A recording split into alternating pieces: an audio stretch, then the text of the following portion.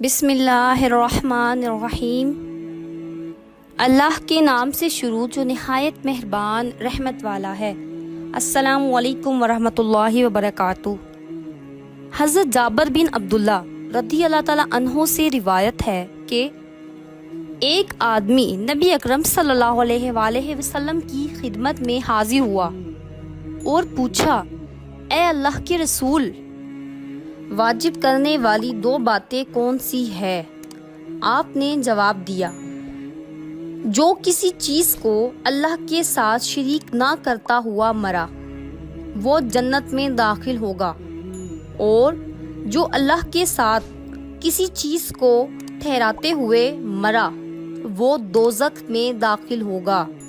یعنی توحید جنت کو واجب کر دیتی ہے اور شرک دوزخ کو۔